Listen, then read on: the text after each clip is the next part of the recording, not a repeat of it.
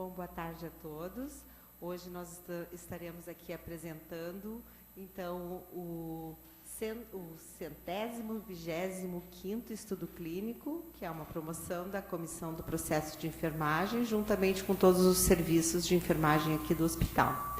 Então, essa é uma construção do serviço de enfermagem do COH, que é o serviço de oncohemato, né, que vai estar nos apresentando um paciente com a proteção ineficaz, no caso, com um paciente com uma septicemia, né?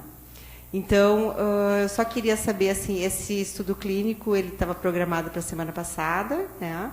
Então, em função da Copa, dos jogos, dos dias de ponto facultativo, ele foi transferido para hoje, e talvez até porque ele saiu da data original, eu estou vendo que essa frequência não está tão alta como costuma ser, né? De repente as pessoas já estavam organizadas para o outro dia e tal. Então eu queria só saber, assim, quem são os enfermeiros que estão participando hoje, por favor. Quase todos. De técnicos e auxiliares de enfermagem. Que bom, tem os representantes também. E tem estudantes aí também hoje? Para salvar a categoria. Claro, é que nós estamos em período de férias também, né? Então, isso também atrapalha um pouco. Então, eu vou passar, assim... eu estou recebendo hoje, aqui agora há pouco, todo mundo já deve estar recebendo, por e-mail e tudo, que a gente está recebendo agora, recebi os nosso folder, que está fazendo já do nosso evento, que vai ser em agosto. Então, 25 e 26 de agosto, nós vamos ter o simpósio do processo de enfermagem, que nós estamos com uma temática bem interessante, assim, que abrange bem, assim, revelando novas fronteiras e tecnologias. Com isso, a gente faz um resgate histórico de toda a formação da comissão do processo de enfermagem, da onde a gente veio, para onde a gente vai, como estamos hoje, né? E pensando em novas tecnologias. Vai estar bem interessante, a gente está trazendo pessoas de fora do hospital, assim, tentando contemplar os vários hospitais também aqui do Rio Grande do Sul e próximos, e pessoas importantes a nível nacional e até internacional. Então, eu acho que vai estar bem rico. Então, na medida do possível, conto com vocês também para estar divulgando e para estar participando conosco desse momento. Tá bem? E agora eu vou passar, então, a palavra para a Carolina, que vai começar a apresentação desse trabalho. Tá bom? Boa tarde. Meu nome é Carolina, como a Maria do Carmo disse. Eu vim, então, apresentar o diagnóstico de enfermagem e proteção ineficaz no paciente imunodeprimido com sepse. O nosso grupo de trabalho sou eu, Carolina, Fabiane, Priscila, a Gerta, a Alessandra e a Cleocir. Tá? Nós nos organizamos, então, esse grupo para a gente poder fazer esse trabalho de uma maneira bem rica. Pode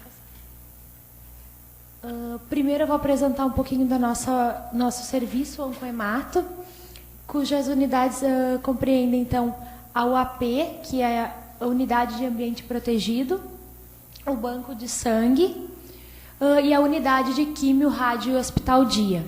Tá? Aqui é uma foto que traz a nossa comemoração de 7 anos de UAP, naquela estrutura atual, com filtro EPA, com as janelas, né, fechadas, uma unidade realmente de ambiente protegido, onde internam esses pacientes neutropênicos e imunodeprimidos. Nós completamos 7 anos, então, em maio desse ano. E pode passar. E logo se vê, nós temos uma porta de entrada de madeira. A pessoa ingressa, né, nessa porta e encontra uma nova porta mais à frente, mas antes a gente tem essa estrutura. Então, nós temos uma pia, nós temos lixo, temos o sabão líquido normal, temos o sabão com clorexidine. E do outro lado nós temos um balcão com compressas e álcool para que os familiares e nós mesmos que trouxermos alguma sacola, alguma bolsa, nós temos que higienizar com compressas com álcool, né? Onde tem um hamper ali do lado onde despreza a compressa. E higienizar as mãos conforme os passos preconizados pelo CCIH, que tem um cartazinho ali. E nós temos também uma câmera que tem um monitor no posto de enfermagem, onde a gente pode observar as pessoas que estão higienizando as mãos e as que não estão higienizando e gostariam de entrar na unidade sem respeitar essa regra. Então, a gente pode olhar ali, pega o interfone e diz assim, por favor, tem que higienizar as mãos antes de entrar na unidade. Né? Nós ainda enfrentamos algumas barreiras com alguns funcionários, porque as pessoas, aparentemente, e pelos índices, né, elas têm uma resistência a higienizar as mãos, principalmente nos passos preconizados. Então, a gente consegue fazer esse monitoramento. Ali vocês podem ver que a gente tem também uma... Como é que é o nome daquilo? Um CODIM, que é onde a gente passa, nós funcionários da unidade e residentes da equipe multi, da equipe médica, passam e têm acesso à unidade. Demais funcionários do hospital, de qualquer equipe médica, enfim, eles precisam tocar no interfone, porque a gente checa se higienizaram as mãos, né, o pessoal da manutenção, todo mundo, enfim, que não está cadastrado. E aí a gente libera a porta. Aqui a gente pode observar a nossa estrutura. Nós temos na unidade 29 leitos, cujos 16 leitos são para pacientes neutropênicos que vêm realizar quimioterapia e tem um período de internação um pouco mais longo em função da neutropenia. Nós temos 4 leitos para os pacientes de transplante autólogo e nós temos 9 leitos de transplante halogênico, aparentado, não aparentado, e que nós fazemos também os halogênicos na pediatria, né? As crianças fazem conosco. Então, desses 9 leitos, eles se concentram e todos são iguais. O quarto compreende, né, 2 leitos, nós temos um armário, temos toda uma estrutura da entrada do quarto para higienizar as mãos, né? Temos uma bancada com luvas, com álcool, gás, porque nós realizamos religiosamente aquela fricção nos catéteres, para ter todo o cuidado de evitar a infecção. E cada quarto compreende um banheiro, né, que tem toda a estrutura normal de um banheiro hospitalar, mas das alas sul, que eles mais se assemelham. Pode passar. Aqui o nosso posto de enfermagem, ele é bem amplo, porque nós temos muita demanda de medicação, então às vezes fazemos reuniões ali, onde fica também o balcão do secretário. A organização dos leitos, então, como eu falei para vocês, é assim, lembrando que nós somos um dos 8 centros que realizam transplante halogênico não aparentado no Brasil. Nós temos 40 leitos para fazer transplante halogênico não aparentado no Brasil, e desses 40, 9 são nossos. Então, nós somos um centro de transplantes aqui na região sul. Ali, só um pouquinho. Ali é o nosso corredor, então, e onde compreendem as demais salas, a copa, sala de utilidades, sala de macas. E nós temos um leito de isolamento, que é o 56. Então, nós temos esse leito disponível também para os pacientes do transplante que necessitam de isolamento. A UAP, então, ela conta com um quadro de 22 enfermeiras, que são divididos 5 enfermeiras de manhã, 4 de tarde, e 3 em cada noite e 3 no final de semana, devido à alta complexidade dos nossos pacientes. E também compreende na 5ª enfermeira de manhã a nossa chefia. Nós temos 38 técnicos de enfermagem, 20 no diurno e 18 no noturno. Também a nossa unidade ela conta com a equipe o apoio da equipe multidisciplinar, né, que é focado aos pacientes do transplante, mas que também os pacientes neutropênicos também recebem essa atenção da fisioterapia, da nutrição, da psicologia, enfim. Eles têm acesso a toda essa equipe, mas existe o PAT, que é o Programa de Assistência do Transplante de Células tronco-hematopoéticas, que é um grupo nomeado pelo hospital, ele tem essa incumbência, que atende a nível ambulatorial também, e que compreende, então, enfermeiros, médicos, assistente social, farmacêutico, nutricionista, fisioterapeuta, um profissional de educação física que atua junto, trabalhando também com a recreação desses pacientes, um psicólogo. Nós temos a parceria com a Zona 18 da Odonto, que sobe para fazer laser nos pacientes e avaliar.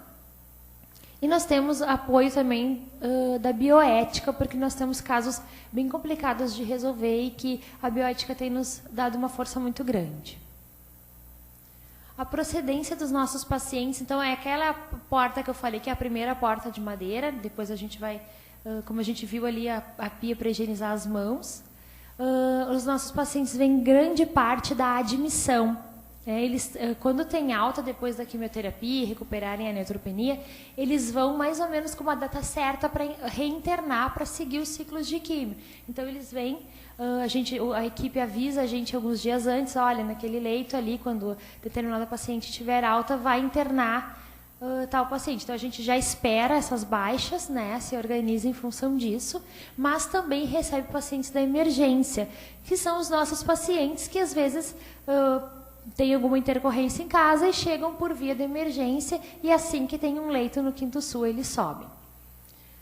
Nós temos também a parceria do Hospital Dia, que faz parte do nosso serviço, onde os nossos pacientes que necessitam fazer medicamentos periódicos, eles vêm fazer a medicação no Hospital Dia, fazem manutenção dos catéteres, que muitos pacientes nossos vão para casa com o catéter central. Então, eles vêm fazer essa manutenção aqui. Então, é uma parceria muito legal com o Hospital Dia. A gente trabalha junto, porque os nossos pacientes têm alta e seguem acompanhando com o Hospital Dia.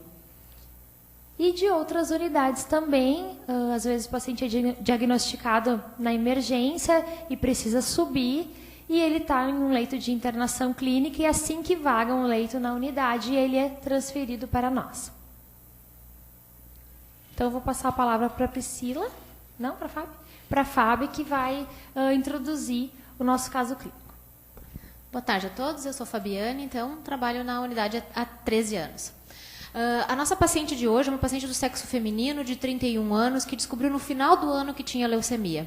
Descobriu porque ela tinha uma série de petequias que ela foi investigar e o hemograma deu com resultado, e eles fazem um medulograma e diagnosticam que tipo de leucemia que é. Então, feminina, 31 anos, branca, casada, de nível superior completo, natural de Porto Alegre, ela é espírita e está acompanhada pelo marido nessa internação. Da história dela, ela veio para fazer o segundo ciclo de quimioterapia. Como a Carol disse, os pacientes, né, seguem o acompanhamento conosco, então são várias internações para vários ciclos de químio. A primeira internação, então, foi no dia 30/12. Faz uso de anticoncepcional oral, a alergia que ela tem é a amoxicilina, realizou parto cesáreo há 3 anos, tem conhecimento do seu problema de saúde e tem plena consciência da sua doença e as etapas do tratamento. Regulação neurológica, luz orientada coerente, ela tem um comportamento muito adequado, muito tranquilo, comunicativa, e não apresenta qualquer alteração de comportamento, nem de comunicação, deglutição ou motricidade. Da percepção dos órgãos do sentido, ela está sem dor, né, e apresentou forte dor abdominal na primeira internação, que digamos que é, teoricamente, a pior internação, tendo em vista que a doença está ativa, né. Nas outras internações, para os próximos ciclos de químio, a doença não está ativa. A oxigenação não tem nenhuma alteração. Regulação térmica e vascular absolutamente bem. Alimentação e hidratação também. Ela tem um peso adequado, uma boa higiene, né, de cavidade oral, o que vai ser determinante para a etapa de mucosite e infecções.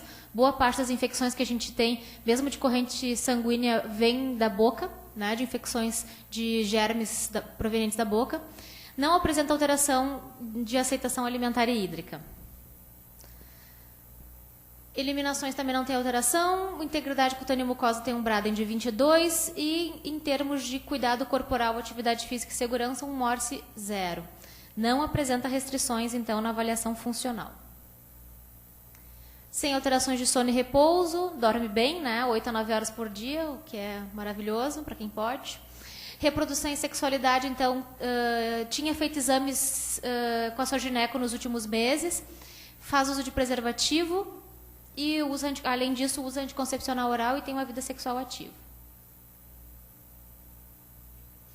De necessidades psicossociais, então, tem um bom relacionamento familiar. Esse apoio familiar dela realmente é um apoio muito bom, né? Boas condições de moradia, principalmente com as condições sanitárias adequadas e estado emocional tranquilo. Ela acredita em Deus e Jesus e todas as crenças são relacionadas à doutrina espírita. E de valores, ela tem realmente a família dela como um principal valor. De educação para a saúde, ela é muito motivada, né, e tem esperança de que tudo corra bem. Isso a gente vai sentindo ao longo da internação também. Uma boa capacidade, então, para exercer o autocuidado, não tem qualquer limitação para a educação e nega bebida alcoólica, tabagismo e outras drogas. O diagnóstico de enfermagem aberta é proteção ineficaz relacionada a distúrbios hematológicos. Esse é o nosso diagnóstico básico ali na nossa unidade, né? Todos os pacientes têm esse diagnóstico aberto. A conduta de educação, a identificação do paciente, direitos do paciente, gerenciamento da dor e higienização das mãos. E sim, ela tem boa compreensão do que foi orientado. Vou passar a palavra para a Priscila. Então, boa tarde a todos, né? Vou falar um pouquinho sobre o diagnóstico. Então, como a Fábio falou, a maioria dos nossos pacientes da unidade, quando internam, recebe esse diagnóstico proteção ineficaz relacionados a distúrbios hematológicos, porque eles são pacientes que têm uma alteração hematológica, né? E têm um comprometimento bem importante na sua segurança, né? São pacientes bem vulneráveis a contrair infecções. Então, esse diagnóstico, a definição dele da NANDA é a diminuição da capacidade de proteger-se de ameaças internas ou externas, como doenças ou lesões. Então, nas necessidades humanas, que é no AGH, ele está no grupo das psicobiológicas e no subgrupo de segurança física e meio ambiente. E na NANDA, ele está no domínio 1, promoção da saúde, na classe 2, controle da saúde. Esse diagnóstico ele tem como fatores relacionados no AGH distúrbios hematológicos, extremos de idade, terapêutica, distúrbios imunológicos, nutrição inadequada e alteração osteoarticular. Neste momento da internação, né, porque a gente vai trazer esse diagnóstico em 2 momentos. Nesse momento que a paciente está internando, o fator relacionado é os distúrbios hematológicos em função da leucemia que ela tem. Na NANDA, ela já está outros fatores relacionados, né, os quais a gente pode relacionar com o câncer, né, que é a leucemia, e pelos perfis sanguíneos anormais, né, leucopenia, trombocitopenia, anemia e coagulação, nesse momento também. Como características definidoras que a gente utilizou para estabelecer esse diagnóstico é a deficiência na imunidade. Então, quais são as nossas metas, então? Qual é o nosso objetivo com o cuidado que a gente vai prestar para essa paciente? Nesse momento, sempre focado nesse momento da internação. É uma paciente que tem um bom nível de conhecimento, um bom nível de instrução, então a gente sempre reforça quando eles internam, né, para eles, a gente explica as etapas do tratamento quimioterápico, né, a eles comunicarem sempre que qualquer alteração, qualquer sintoma diferente que eles sintam. Então, essa paciente ela estava no nível ali consistentemente demonstrado, então ela entendeu todas as nossas orientações, e como meta a gente espera que ela continue, né, entendendo e continue nos avisando sempre que tenha alguma alteração, né, sempre que tenha sangramento, sempre que tenha aparecimento de alguma petequia, né, e monitorização da gravidade dos sintomas também, né. Eu estou piorando, a minha falta de ar está piorando, o sangramento está piorando, né, então essa paciente está no 5 e a gente quer que ela continue no 5. Só um pouquinho, eu não falei o resultado, é o controle dos sintomas, ações pessoais para minimizar mudanças adversas percebidas na função física e emocional. Eu falei só das atividades. Não, dos indicadores. Pode passar. Então, as intervenções de enfermagem relacionadas a esse resultado é a proteção contra a infecção, que é definida como prevenção e detecção precoce de infecção em paciente de risco. Quais são, então, as atividades dessa intervenção? Né? Monitorar sinais e sintomas sistêmicos e locais de infecção, Monitorar a vulnerabilidade à infecção, monitorar a contagem absoluta de granulócitos, de glóbulos brancos e resultados diferenciais, obedecer às precauções para a neutropenia, limitar a quantidade de visitas conforme apropriado, né? Lembrando que na unidade nós temos como critério os pacientes terem 2 acompanhantes e 1 visitante, sendo que no máximo uma pessoa pode ficar com aquele paciente no quarto, na verdade não pode ficar os 3 ao mesmo tempo ou 2 ao mesmo tempo, né? A gente permite 2 acompanhantes para eles poderem revezar, mas essas 3 pessoas têm que serem as mesmas durante toda a internação desse paciente, não pode ficar trocando entre os outros familiares. Manter a sepsia para paciente de risco, examinar a pele e mucosas em busca de hiperemia, calor extremo, drenagem, dor ou entumecimento, obter culturas se necessário, ensinar o paciente e família sobre sinais e sintomas de infecção e sobre o momento de informá-los aos profissionais de saúde e orientar paciente e família sobre maneiras de evitar infecções. Todas essas atividades a gente faz. Na verdade, a NIC ela traz bem mais, né? O que a gente fez foi relacionar as atividades que a NIC trazia nessa intervenção de acordo com a prescrição de enfermagem que essa paciente tinha nesse momento.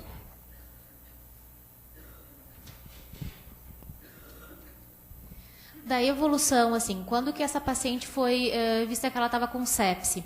Sepse é extremamente complexo, né? Uma doença extremamente complexa, uma reação do nosso corpo e que é bem difícil de identificar muitas vezes. Nós ali na unidade a gente tem um olhar todo treinado, tendo em vista que os nossos pacientes todos são neutropênicos, então é muito difícil deles terem todos os sinais e sintomas de livro, né? De uma sepse. Mas a evolução dessa situação, então, aconteceu o seguinte. No dia 19, essa paciente internou, no dia 20 ela colocou um pique, no dia 21 ela iniciou com químio, no dia 25 ela retirou o catéter por flebite, né, o que pode acontecer principalmente nos piques. No dia 7 de março, daí já no próximo mês, ela já estava com 1.290 leucócitos, já estava com uma leucopenia e 6.000 plaquetas, recebeu transfusão. Então, 1% de segmentado significa que ela tinha 1% de neutrófilo, então em franca neutropenia, que é o principal agente antibacteriano, a nossa primeira linha de defesa do nosso corpo.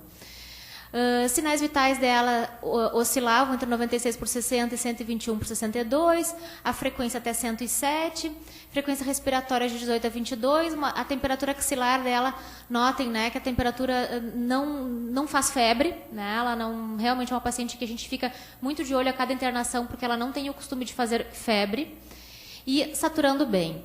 No dia 8 de março, então, ela começa, então, né, tem a TA segue mais ou menos estável, a frequência cardíaca ela já não tem mais o índice de 93, ela já está só com um pouco de taquicardia, a frequência respiratória bem e a temperatura aumentou um pouquinho. Ela segue com a abocate na mão esquerda e tem petequias no braço esquerdo. No dia 10 de março, então, ela acabou acontecendo uma febre, né, que a gente chama de neutropenia febril, e os exames dela estavam com plaquetas de 44.000 e uma hemoglobina de 8,6. Não tinha exames de leucócitos, o que é comum, porque quando eles estão em franca neutropenia, a gente não tem por que ficar investigando todos os dias. De sinais vitais, então, 105 por 62 a 124 por 52. A frequência chegou a 115 de cardíaca, a respiratória seguia bem, e 36 a 36,4 de temperatura, saturando 100%. Nesse dia, então, por volta das 15h07, ela apresentou calafrios e taquicardia. Foram coletados culturais e iniciou com cefepime. Às 23h48, apresentou tontura, mal-estar, hipotensão e instabilidade hemodinâmica. Foi avaliada pelo plantão e recebeu puxo de soro fisiológico com recuperação. O que vai diferenciar, na verdade, a sepse do choque séptico é justamente porque ela conseguiu uma ressuscitação com soro fisiológico. Em casos de pacientes que a gente não consegue ressuscitar, aí a gente é identificado como choque séptico e normalmente esses pacientes são transferidos para a CTI para fazer vasopressor, além do tratamento de antibiótico de amplo espectro que a gente começa. Na evolução de enfermagem do dia 10, então, tinha que era referir a tontura e mal-estar no subjetivo, o objetivo, né, lúcida orientada, comunicativa, em repouso absoluto no leito por plaquetopenia, um Morse de 20, Aí vocês podem perguntar, mas ela estava com 44 mil plaquetas, o que para nós é uma plaqueta, né, boa. Mas nessa fase, as 44 mil é por transfusão, não é por produção dela. O que faz com que rapidamente no outro dia ela possa baixar. Tá? Ela tinha sentido desde a tarde, então, tontura, mal-estar. Quando apresentou hipotensão, febrícula, taquicardia, iniciou um protocolo de neutropenia febril, que o primeiro antibiótico, então, é o cefepime, do nosso protocolo do hospital. Não tinha dor nem náusea, eupneica em ambiente, sinais vitais das últimas 24 horas, então. Febrícula, hipotensão, boa aceitação VO, o acesso, então, venoso periférico, né, no braço esquerdo, com soroterapia e antibiótico terapia. O pertuito de inserção estava ok, uma pele hipocorada, íntegra, brada em 22, lábios secos, abdômen plano, flácido, extremidades perfundidas e desinfiltradas, ou perfundidas para nós é extremamente importante para ver justamente a hipoperfusão da sepse. Eliminações presentes e normais, sem sangramento ativo aparente, estava acompanhada pelo seu marido. Ela tinha 2 diagnósticos abertos, que era o risco de infecção e proteção ineficaz. E conforme a prescrição médica, então, foram administrados 2 puxos de soro fisiológico de 1 litro e antibiótico terapia. Monitorar sinais vitais e débito urinário, comunica alterações, então, está na conduta da enfermeira. Para vocês entenderem, assim, a leucemia mieloide aguda e, né, as leucemias, além de terem essa divisão entre linfocítica e mieloide, elas são subdivididas. A LMA-M3, ela é diferente de todas as outras LMAs, justamente porque ela tem um fator que pode levar o paciente a CIVD. Então, a gente tem bastante cuidado quando esse paciente interna, porque ele pode sangrar e sangrar muito rapidamente. Então, é a leucemia que a gente chama de promielocítica. Vem antes da formação lá plaquetária, por isso o sangramento. Então, esses pacientes podem evoluir a óbito muito rapidamente debaixo dos nossos olhos.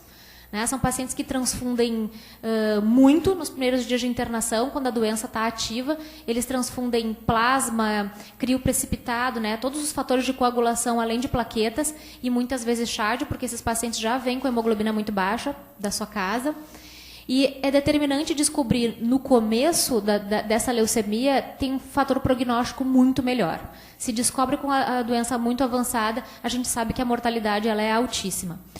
Mas, felizmente, desde que entrou essa medicação, o ácido transretinóico, associado à quimioterapia, a gente tem com que essa doença seja uma das únicas leucemias curáveis sem transplante, né? Das LMAs que eu estou falando, que é uma leucemia extremamente grave e agressiva, mas ela é a única curável sem transplante de medula.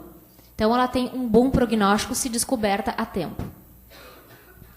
Neutropenia e sepse, então, neutropenia grave refere-se a contagem abaixo de 500 neutrófilos por milímetro cúbico. Os nossos pacientes, eles são 0, né? 0. Às vezes eles dizem assim, pô, mas ontem eu estava 20, hoje eu estou 30, então está subindo. Não, 20 e 30 não faz diferença. Né? 20 e 30 é igual. A nossa máquina, que é muito avançada, que conta 20 leucócitos, que conta 30 leucócitos. Porque isso é uma imunidade 0. E mesmo quando eles vão para casa, entre um ciclo de quimio e outro, eles ainda são deficientes da sua imunidade total, porque o efeito da quimioterapia ela não passa tão rapidamente. Então, eles ainda seguem com uma boa série de cuidados, principalmente para doenças infecciosas respiratórias nessa época do ano. A sepse, então, é uma resposta sistêmica, né, secundária a uma infecção. Deve-se ter pelo menos 2 critérios dos descritos a seguir, como temperatura axilar entre 38, acima de 38 ou abaixo de 36. Normalmente, hipotermia a gente não dá bola, mas hipotermia chega a ser mais grave justamente porque não dá um sinal no nosso corpo. Frequência respiratória acima de 20 e cardíaca acima de 90, está errado ali, desculpa. E uma PCA2 abaixo de 32, né, que, na verdade, a gente não contabiliza. Leucócitos acima de 12 mil, ou seria, né, uma leucocitose, ou com 10% de fórmulas de formato jovem, que são os bastões, para nós não adianta, né, porque os nossos pacientes são todos absolutamente zerados de leucócitos, certo? Quando tu tem leucocitose, pode ter algum sinal. Então, por exemplo, tu vai ter pus, né, que é sinal de que está acontecendo alguma infecção. Tu vai ter uma hiperemia. Todos esses sinais e sintomas, hiperemia, entumecimento e pus, são extremamente difíceis de encontrar nesses pacientes, tá? Porque justamente eles não têm leucócito. Sepse grave, então, é uma sepse associada à disfunção orgânica, hipoperfusão e hipotensão. Por isso que a gente está sempre identificando a perfusão tissular dos nossos pacientes. Quando a gente não consegue reverter esse quadro, então o paciente entra em choque séptico, que é a sepse com hipotensão, a despeito da adequada ressuscitação hídrica associada à presença de sinais de hipoperfusão.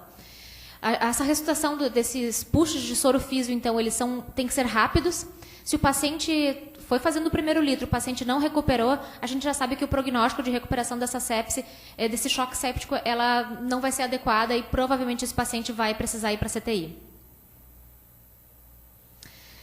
A incidência de sepse, então, ela pode chegar a quase 50%, né, com altos índices de mortalidade.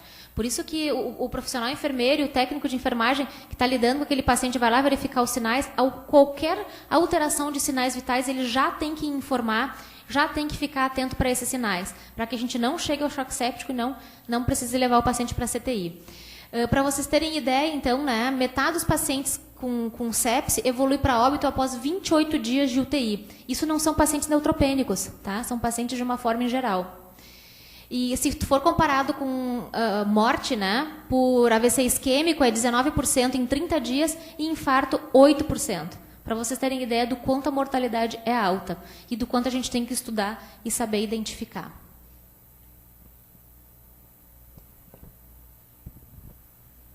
Bom, então voltando ao diagnóstico, lembrem que eu falei que a gente ia falar dele em 2 momentos, né? Então, nesse momento, ele tem outros fatores relacionados. Ela continua com o diagnóstico de proteção ineficaz, só que nesse momento, além dos distúrbios hematológicos, a gente também tem como fator relacionado a terapêutica, porque ela fez quimioterapia, e os distúrbios imunológicos também, porque ela teve, né, uma queda, ela estava neutropênica, queda nas contagens, enfim. Na NANDA, a gente relaciona com distúrbios imunológicos também, e além dos perfis sanguíneos anormais, com terapias com medicamentos, né, os antineoplásicos, corticosteroides, enfim, no caso dessa paciente, ela usou o antineoplásico, né, quimioterapia.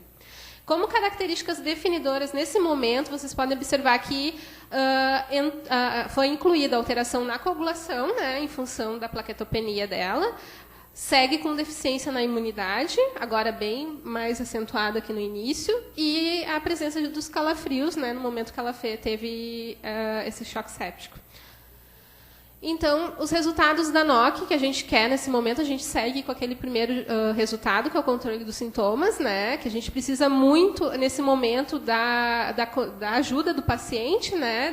Dele estar nos sinalizando, né?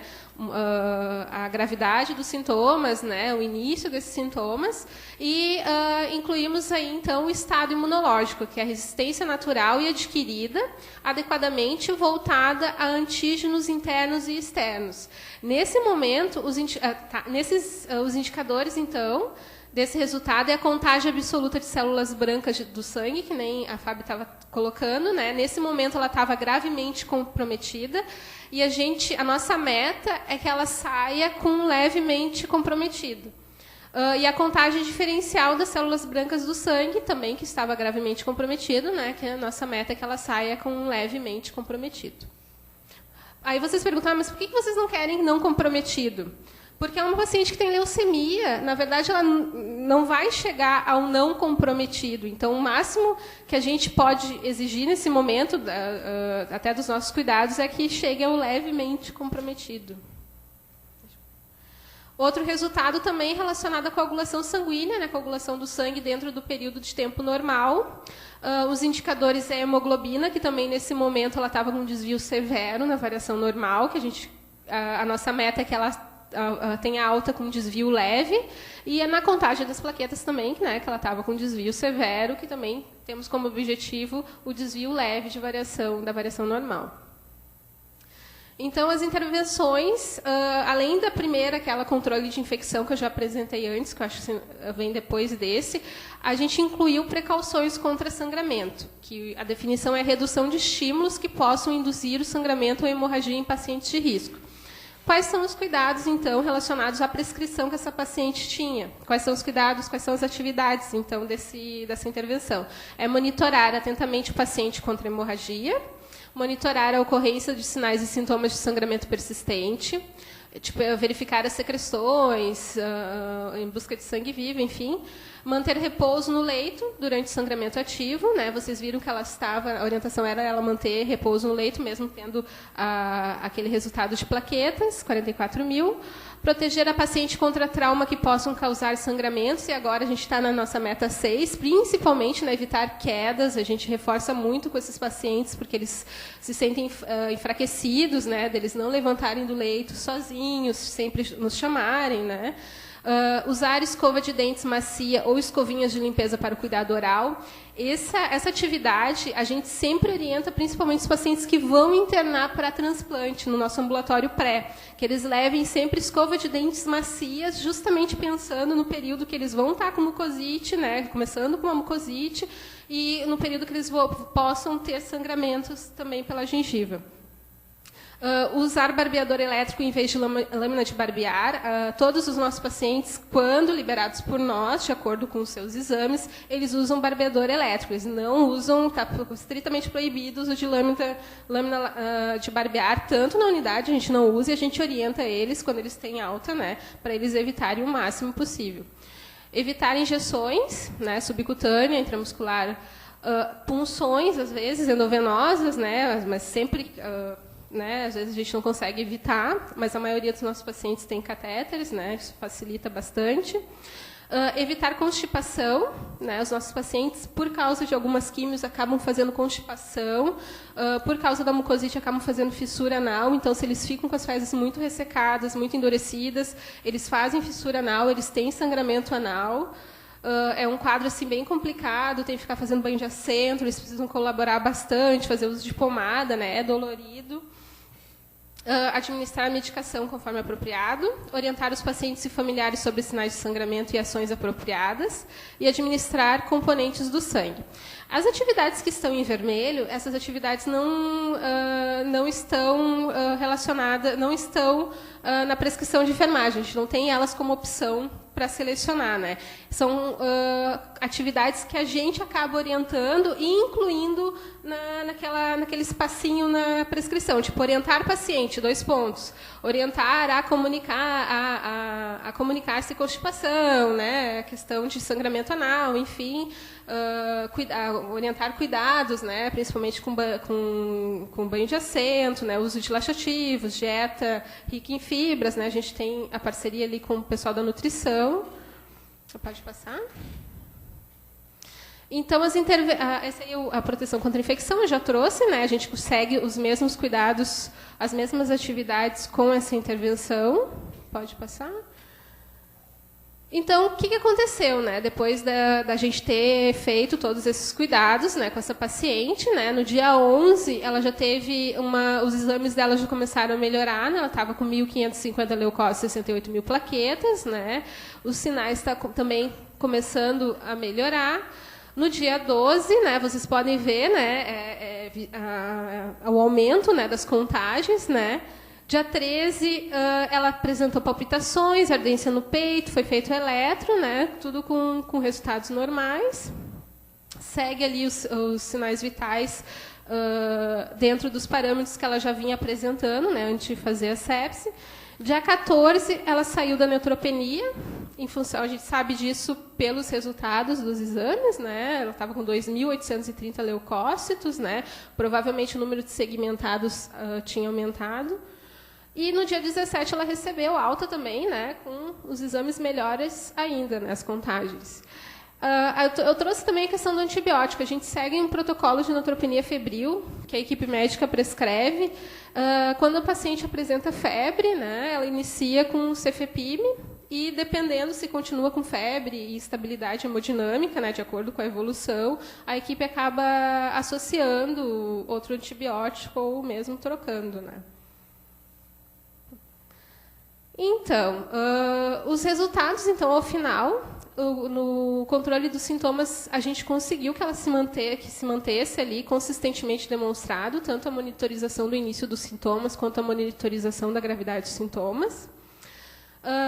No estado imunológico, a gente chegou à nossa meta também, que era que a contagem absoluta de células brancas do sangue e a contagem diferencial estivesse levemente comprometida. Vocês viram que teve uma evolução bem boa ali, que ela saiu da neutropenia um pouco antes de ter alta.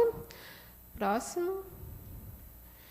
E na coagulação sanguínea também, as plaquetas ali, a contagem estava bem boa, então, né, tanto a hemoglobina quanto as plaquetas, então a gente chegou também à nossa meta, que é o desvio leve da variação normal. A gente conversou bastante, assim, né, o que a gente pode trazer como contribuição. A gente discutiu também, porque essa paciente ela também tinha o diagnóstico risco de infecção, que é um diagnóstico que a gente estabelece aos nossos pacientes, porque quase todos eles têm catéter central, né? Então, na verdade, eles têm um risco de infecção pelo catéter. Só que essa paciente ela teve a infecção, então, na verdade, essa paciente ela já tinha, ela não deveria ter continuado, né, com esse diagnóstico de risco de infecção. Só que a gente tem um problema que nesse diagnóstico de proteção ineficaz a gente não tem cuidados com o catéter central, troca de curativo, avaliação da inserção, né? Então, uma sugestão nossa é incluir esses cuidados nesse diagnóstico de proteção ineficaz, uma vez que a gente não precise manter outro diagnóstico aberto só por causa dos cuidados. E trazendo também a inclusão dos cuidados, que são coisas que a gente coloca, que a gente complementa, né, na prescrição de enfermagem, que é orientar a paciente a comunicar fluxo menstrual. Por quê? Porque as nossas pacientes acabam tendo sangramento menstrual e elas não podem sangrar. Imagina, com 6.000 plaquetas, elas ficarem menstruadas, elas vão acabar morrer sangrando, né? Então, elas iniciam com hormônio de hora em hora, né? Assim que cessa o sangramento total, esse hormônio é espaçado de 2 em 2 horas, de 3 em 3 horas, né? Até ser totalmente suspenso. E esse cuidado a gente sempre complementa ali, né? Orientar o paciente, 2 pontos, a comunicar-se fluxo menstrual. E aqueles outros cuidados que estavam em vermelhos na lâmina anterior, né? Que é o uso da escova de dentes macia, o barbeador elétrico e evitar a constipação, que são cuidados bem importantes para os nossos pacientes. O nosso obrigado, a nossa equipe de enfermagem, bem mesclada, manhã, tarde, fim de semana, sexto turno, quer dizer. E era isso.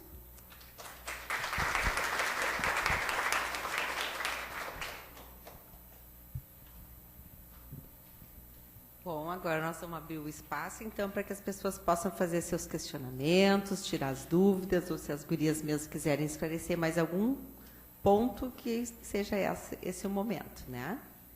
Então, vamos ver quem gostaria de se manifestar, de perguntar alguma coisa. Tudo muito esclarecido, pelo jeito.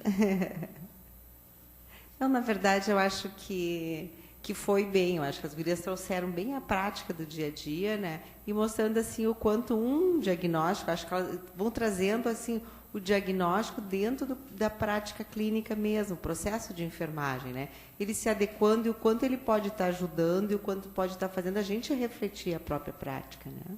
Então, assim, quando elas trazem um diagnóstico, é o mesmo diagnóstico, mas ele não é parado, né? Então, o processo se mostra sempre dinâmico, então ele vai atualizando, nem que seja o fator relacionado. Só que isso vai fazer com que o cuidado vai ser diferenciado, porque quando a gente fala em processo, em prescrição, quando a gente prescreve, as telas no nosso sistema, elas aparecem conforme o fator relacionado, ou a etiologia, que a gente chama também, né? Então, assim, a nossa atenção geralmente é para o fator relacionado. Isso elas trouxeram muito bem. E tem algumas coisas, né? Quer dizer, em todos os diagnósticos são assim. A nossa intervenção é naquele foco. Então, isso faz com que os cuidados vão sendo diferentes, o diagnóstico é o mesmo. Outra questão importante que eu acho que elas trouxeram foi a questão de quando a gente pensa em resultados, né? Então, o nosso resultado não é sempre o último ponto da escala Likert de 5 pontos. Nós queremos que o nosso paciente chegue lá no mais, o melhor de todos. Não, o nosso resultado também tem que ser em cima de dados reais, né? Se é um paciente que tem realmente uma neutropenia, que vai acompanhar ele durante todo esse tratamento, que enquanto ele estiver fazendo quimioterapia, por melhor que ele esteja, ele não vai estar com contagem normal, né? Então ele sempre vai ter um desvio. Então elas nem podem ter essa pretensão de chegar, que eles cheguem a um nível normal, vai ter sempre um abaixo, né? E ali elas conseguem chegar. Então ali a gente consegue finamente ir medindo as nossas atividades e o quanto a gente atingiu os nossos objetivos, né, previstos e tudo mais. O que mais? Então, eu acho que é super interessante, eu sempre gosto de dar os parabéns, porque eu acho que é sempre uma construção, é um momento onde a equipe se reúne, que para e repensa a sua prática, né, em cima daquilo que vem fazendo no dia a dia, que eu acho que a enfermagem faz demais, né, e só que ela fica perdida no meio daquele cuidado que ela executa o tempo inteiro, e muitas vezes a gente não consegue parar e pensar o porquê é que a gente está fazendo tal procedimento, a gente faz no embalo, vai indo, porque todo mundo tem aquele raciocínio que nem sabe porquê. Então, eu acho que esse é um momento em que realmente a gente pode conseguir pensar um pouquinho melhor e daí propor mudanças, né? Quer dizer, eu acho que o que elas trazem, sempre um estudo clínico, ele deve contribuir, ele deve modificar o nosso sistema, no sentido de qualificar, porque se alguém teve esse olhar, né, eu acho que realmente isso da proteção ineficaz, do risco de infecção, muitas vezes a gente discute o que o outro, né, por quê? Então, acho que nesse momento a gente já está falando um pouquinho de diagnóstico diferencial em enfermagem, né? Por que esse e não esse, né? Então, acho que é bem interessante, mas eu não quero falar sozinho. Quem mais?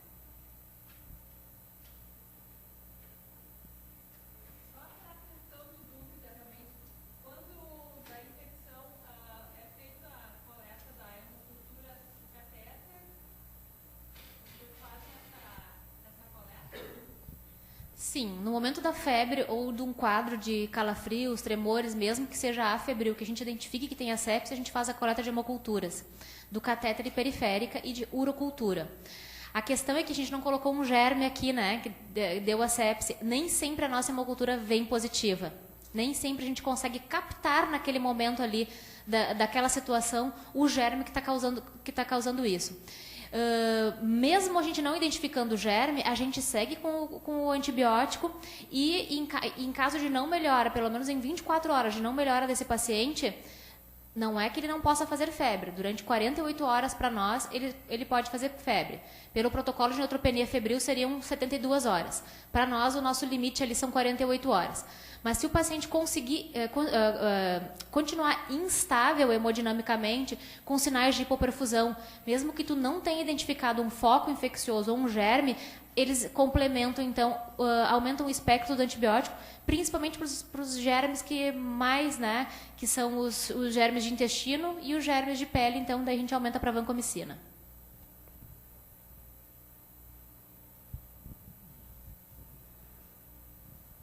Mais alguém? Alguém teria alguma contribuição mais na área do diagnóstico? O pessoal da COP que está aqui, alguma sugestão? O que acharam?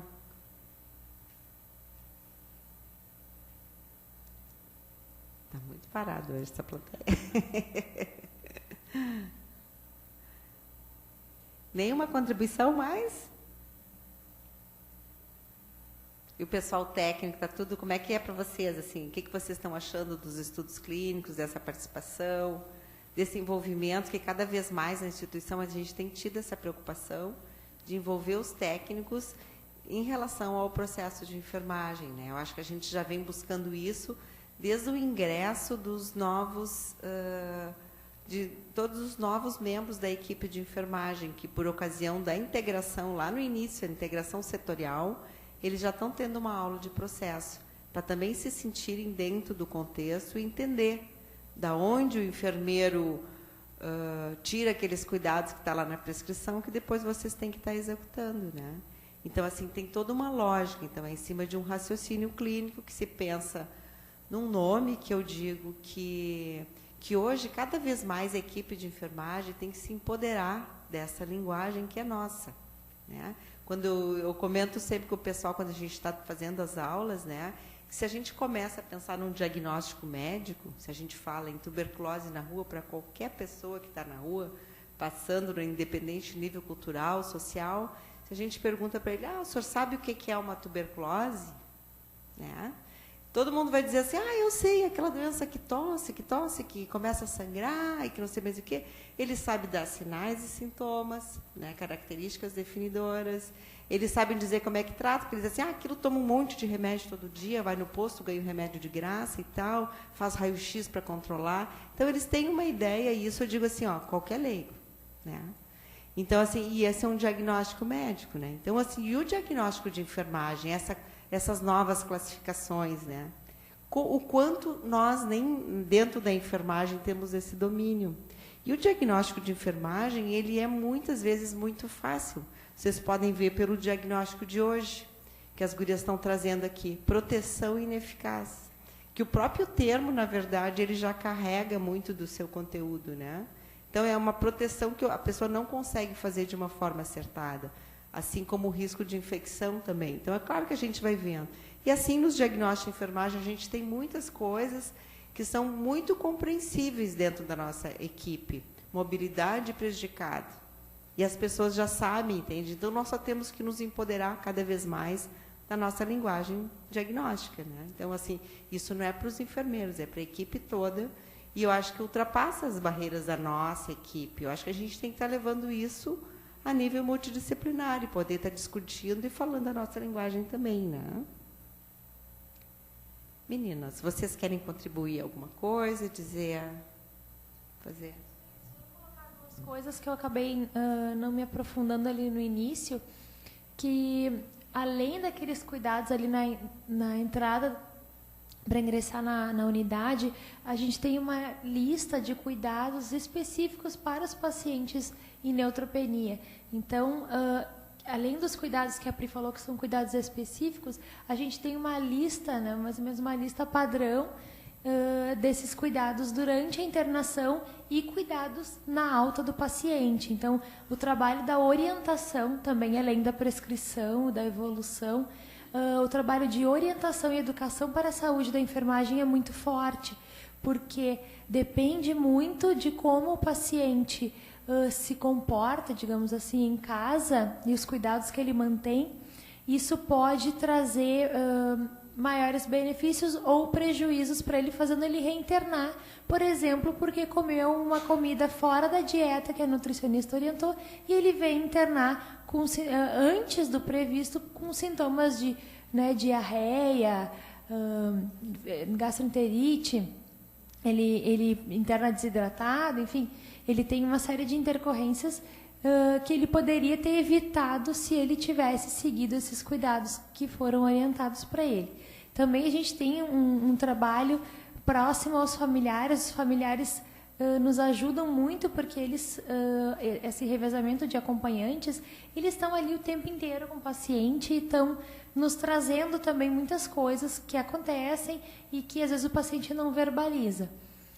A gente tem um trabalho de educação também com os familiares, porque são os familiares que circulam na rua e trazem, vão e vêm, vão almoçar, voltam, vão em casa, voltam. O paciente nosso fica ali, né? Ele fica resguardado ali às vezes até 2, 3 meses. Mas o familiar, ele traz muitas coisas da rua, então a gente tem que estar sempre monitorizando os objetos que eles trazem. Não pode entrar jornal na unidade. Então, tu viu uma pessoa com jornal, tem que ir lá e estar orientando. Não importa se é meu paciente, se é da minha colega, a gente tem essa questão da orientação para o cuidado de todos os pacientes neutropênicos e principalmente dos transplantados, que são os maiores, são imunodeprimidos e depois imunossuprimidos. Então, isso é uma coisa bem importante, assim, esse trabalho de educação. E com relação ao que tu falou do conhecimento popular, assim, quando se fala numa determinada doença, os nossos pacientes, por internarem muito, por terem muitas consultas, eles sabem muito também da sua doença. Eles sabem das doenças, eles sabem dos cuidados, e eles sabem nos contar, inclusive, se alguém não tomou determinado cuidado, né? Eles ficam preocupados. Então, muitos se cuidam muito, são criteriosos assim, em seguir as orientações, porque eles desejam sair desse quadro que, imagina, um paciente interna às vezes 8 vezes durante um ano conosco em longas internações. Então, ele está fazendo de tudo para poder se recuperar e terminar o tratamento em via ambulatorial. Eu acho que isso é importante para a gente conhecer um pouco do nível geral, essa paciente, principalmente, era extremamente orientada, mas a gente tem um nível de pacientes muito orientado também, devido ao trabalho da enfermagem e o trabalho da equipe médica, enfim, de todos os profissionais que se relacionam com esses pacientes. Isso dá um diferencial na evolução do caso, né, do tratamento, enfim, de todos os ciclos de quimioterapia. Carolina, em relação a isso, assim, eu até gostaria de saber, assim, eu acho que a gente está falando agora de educação, se vocês fazem, já que tu já trouxe isso bem claro, né, o quanto os pacientes vêm, e claro que nas primeiras internações eles não têm essas orientações, eles não estão educados, e na verdade são pacientes que são da linha que o hospital tem como linha de cuidado específico. Da linha de cuidado que exige educação. Então, assim, eu queria te perguntar uma coisa: se vocês levantam o diagnóstico de déficit de conhecimento para esses pacientes, e outra, de que forma vocês, eu acho que tu já respondeu em parte, mas talvez tu possa enriquecer, de que forma tu tem a devolução de que realmente eles têm esse conhecimento que foi feito, que isso nos interessa também em relação a outro capítulo. E tem mais uma pessoa que gostaria de fazer uma contribuição. Então, tu vai pensando nas respostas, que eu vou levar o microfone.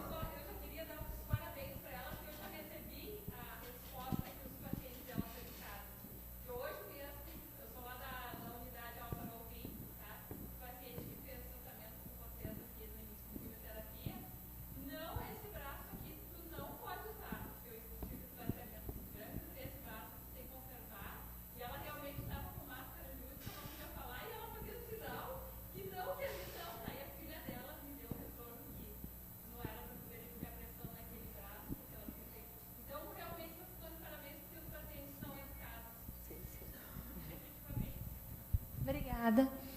Isso também vem a resposta, né, dessa questão da avaliação do conhecimento do paciente, que a gente já percebe, a gente, por trabalhar nessa área, né, a gente já tem um know-how bem avançado nisso, e a gente começa, durante a internação, perceber o comportamento desse paciente e se ele consegue assimilar esses cuidados, porque tu vai vendo se ele prioriza o banho. A gente tem alguns pacientes que a gente tem que reforçar os cuidados de higiene, reforçar os cuidados da cavidade oral, né? Nós temos que reforçar a higienização das mãos. Então, às vezes, eles querem comer alguma coisa de fora. Então, tem uma série de coisas que a gente vai percebendo. Os pacientes que seguem, que são criteriosos, que são preocupados. Acontece em qualquer lugar, com qualquer paciente, de tu ter um tipo de paciente que não é tão comprometido com o seu próprio tratamento e que, às vezes, demora muito tempo, e às vezes não acontece, dele ser uma pessoa comprometida com cuidado para a sua própria saúde.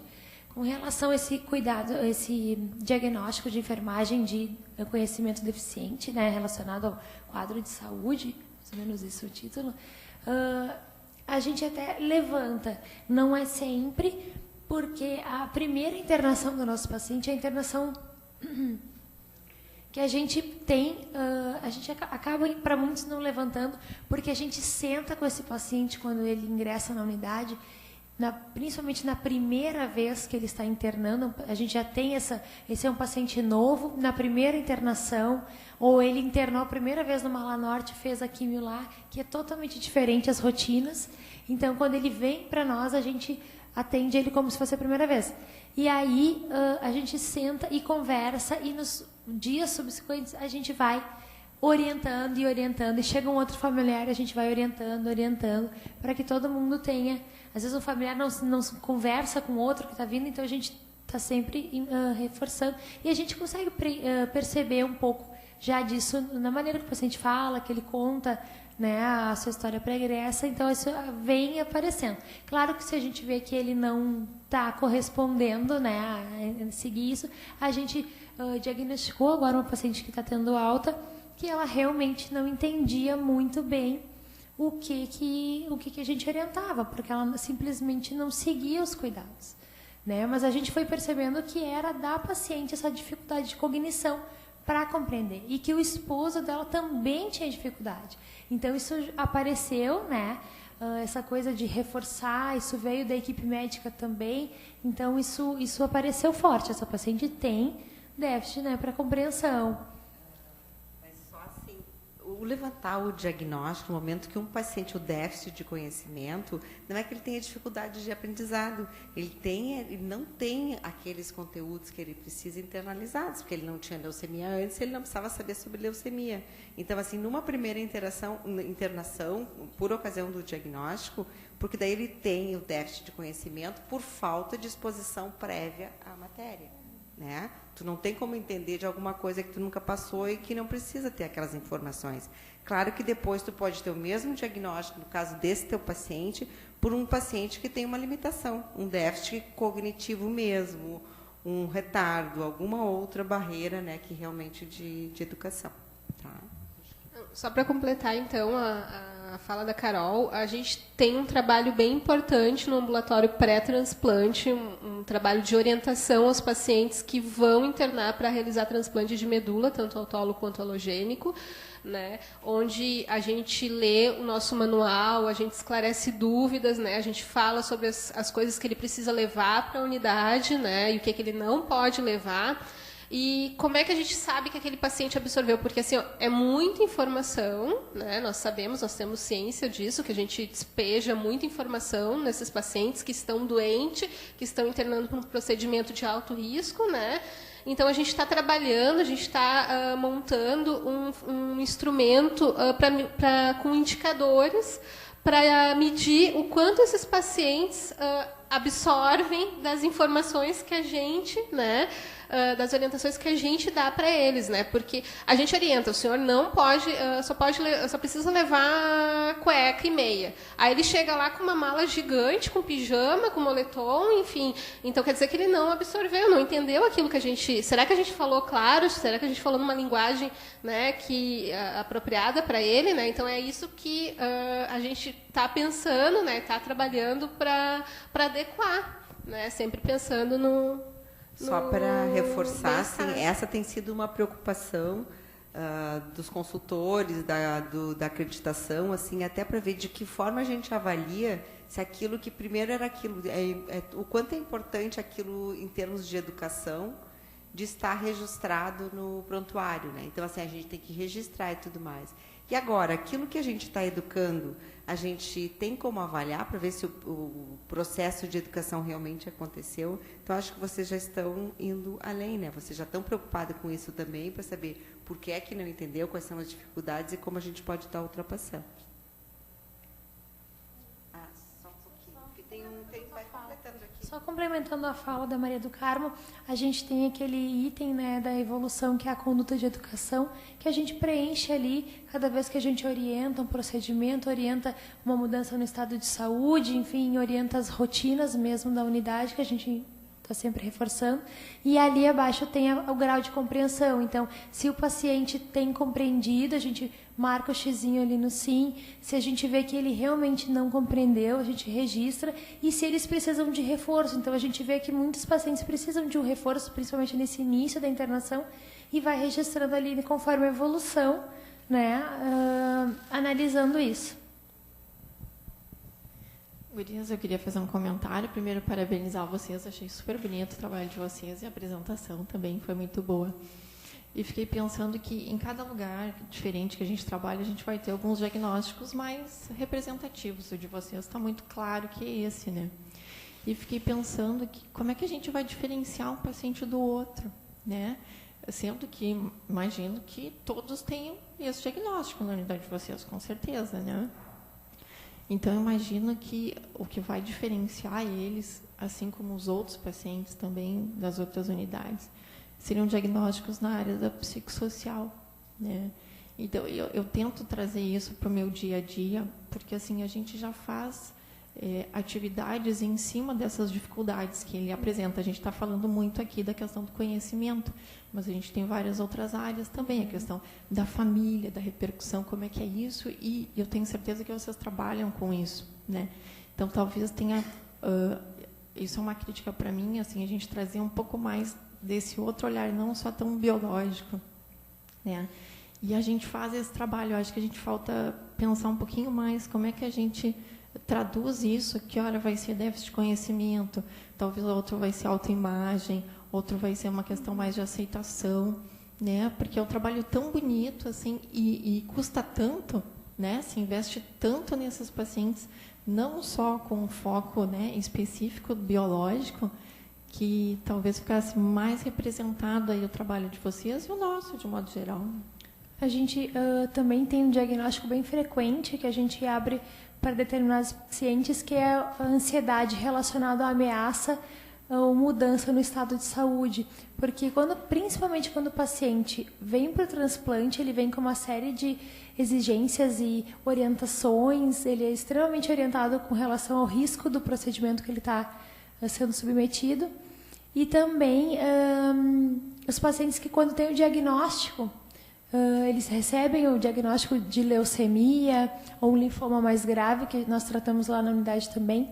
Esse paciente interna com uma ansiedade extrema, principalmente porque os cuidados são muito específicos, ele tem muitas restrições, ele tem medo de morrer, é uma coisa que a gente identifica, os nossos pacientes eles têm medo de morrer e eles têm motivo para isso, porque as leucemias são realmente arrasadoras. Né? Os nossos pacientes eles têm doenças muito graves. Então, a gente abre esse diagnóstico também para ter os cuidados, né? Uma coisa que é importante explicar previamente os procedimentos que eles vão ser submetidos, né? Para eles entenderem, inclusive dos cuidados próprios. Nós temos pacientes quase todos com catéter, e eles não podem tomar banho com esse catéter com um curativo exposto. Então, eles precisam saber que eles têm que avisar para forrar, alguns já fazem sozinhos isso, forrar com plástico, catéter, e que ele não pode jogar o chuveirinho ali em cima, né, para não cair água direto no catéter. Então, é uma série de coisas que é muito diferente da realidade desse paciente. Né? A criança também, a gente puxa alguns diagnósticos psicossociais em função de que a criança tem um enfrentamento da doença um pouco diferente, muitas vezes, do adulto, né? Então, esse é o nosso mais comum das psicossociais, né? Mas a questão da autoimagem também é importante, porque o nosso paciente interna com cabelo e naquela internação mesmo ele sai sem cabelo. Isso é uma coisa que mexe com os nossos pacientes, principalmente as mulheres. Todos os nossos pacientes são carecas. Né? Na verdade, essa paciente do nosso estudo, na primeira internação, foi estabelecido o diagnóstico de alteração na imagem corporal em função disso, porque foi a primeira internação dela, o primeiro ciclo quimioterápico e a primeira queda de cabelo. Então, ela ficou com alopecia total, né? E foi, então, levantado esse diagnóstico. Por que não foi levantado na segunda, né? Porque na segunda a gente julgou que, na verdade, apesar de continuar com essa alteração, né, ela já estava mais adaptada. Né? Então, acontece muitas vezes a gente estabelecer na primeira internação apenas. Essa paciente, na primeira internação, antes de cair os cabelos, ela pediu autorização para vir o cabeleireiro cortar o cabelo dela e levar para produzir uma peruca do próprio cabelo dela. Então, essa paciente teve isso foi muito forte para ela na primeira internação, porque é muito difícil uma mulher se ver, né, pálida, né, tendo 1000 cuidados com a pele para não se expor ao sol, para não se expor a nada que possa gerar problemas na pele, né, devido à quimioterapia. O cabelo, acho que é uma coisa que mexe muito, né, com o feminino, principalmente. Né? Algumas tu vê que se adaptam super bem, que já na internação já trazem turbantes, lenços brilhosos. Aí a gente acaba liberando isso, eles passam, lavam, né? Tudo preparam essa vestimenta, né? Que vai vir para a unidade, e aí elas mesmas já começam a usar, tá vendo, no corredorzinho, elas de lencinho, de chapéuzinho, elas todas assim, vão embora de chapéuzinho, muito engraçado na alta, elas colocam a peruca para ir embora, e aí tu olha aquela paciente, tem cabelo, né, muda o aspecto do rosto, né, se a gente vê essas fotos dos pacientes fora, né, da unidade, tu encontrá-los, tu vê que eles são completamente diferentes, porque os nossos pacientes estão sempre com o pijama do hospital, eles não podem usar outra roupa.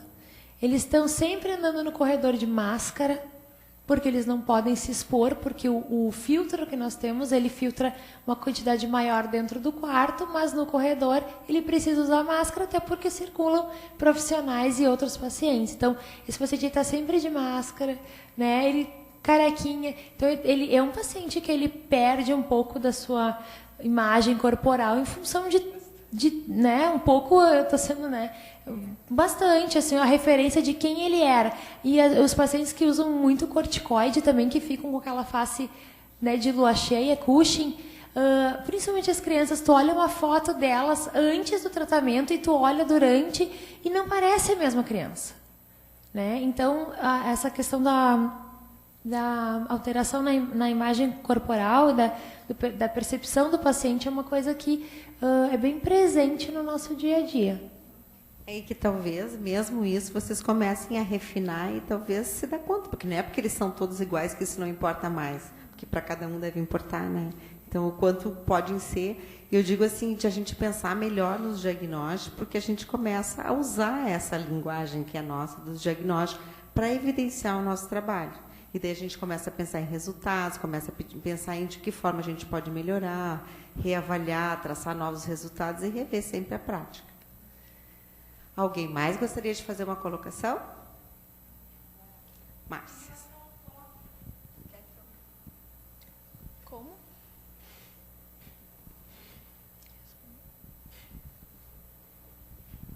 Olá, também quero parabenizar o trabalho, mas agora escutando uma realidade que não é minha, eu fico fazendo, meu Deus, desculpe a palavra, que horror, que horror, me via paciente, como é que seria isso?